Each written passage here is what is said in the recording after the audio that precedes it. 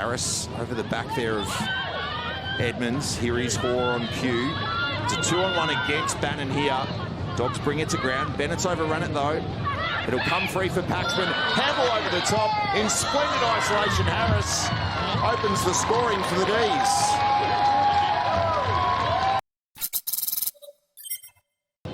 D's. Playing that defensive forward role this afternoon on players like Libby Birch. Can they strike back here early in the second? Certainly can.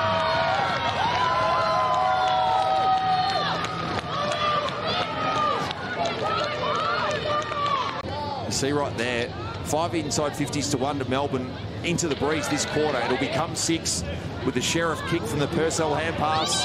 Zanker pushed her opponent out of the way. Play continues. Hanks dishes it off. Bannon hits the scoreboard.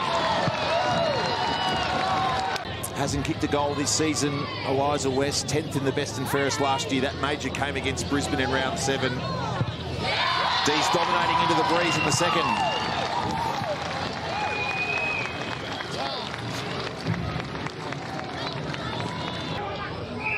Short, and again, maybe a counter-punch from Melbourne. Lampard, Zanker out the back.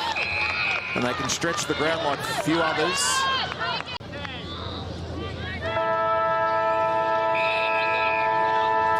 So Eden Zanker had a look at about a couple of minutes ago from probably 5 to 10 metres further out and 5 to 10 metres to the right of where she'll take this kick. Perfect. And Melbourne execute, bar the opening minute, pretty much the perfect quarter. Bennett's through traffic. Lynch, kick smothered. Harris. Something out of nothing from Taylor.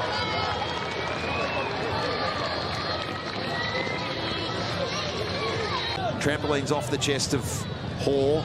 Bannon, diving hand pass. Hoare against the boundary line, looking for something magical in game 50 perhaps. Oh yes, she has! Kate Hoare, a special moment in the milestone.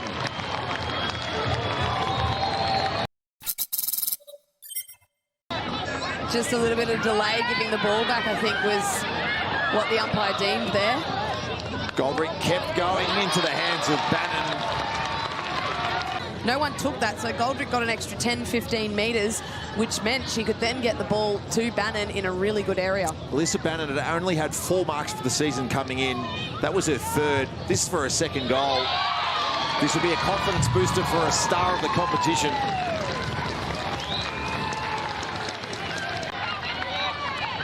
And that's a situation that you throw it the other way. Melbourne have found a way out, typically.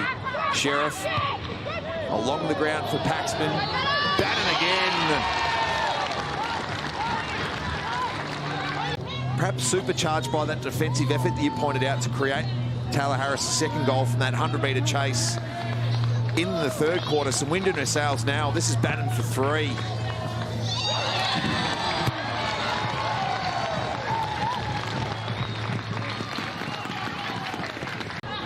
Taylor Harris having some sort of afternoon. 14 possessions, 3 marks, 2 goals, 2. As Eliza West chops off. Chip short. Duffy will get her chance. And the Demons list manager, Todd Patterson, who's helped craft and build what was already such a solid Melbourne list from the outset. The acquisitions of Harris, of Purcell, and now Sabrina Duffy, the former Docker, as a free agent, could have a big say in proceedings in season 7. Duffy's got 1. Melbourne players in space everywhere inside forward 50. Heath sneaking down. Mifflin and Bannon dart forward into space for Shelley Heath. A target further forward is Zanker, who put the body on Cranston straight away and takes yet another mark deep. And it's been one of the underlying stories of this dominant performance. Zanker with Melbourne's 10th as they once again owned the Hampson Hardeman Cup. A 64-point advantage. One of the biggest victories of the season and in AFLW history coming the way And it makes sense that the ball ends up in Olivia Purcell's hands. What a celebration in Kate Hawes' 50th game. The D's dominant by 64.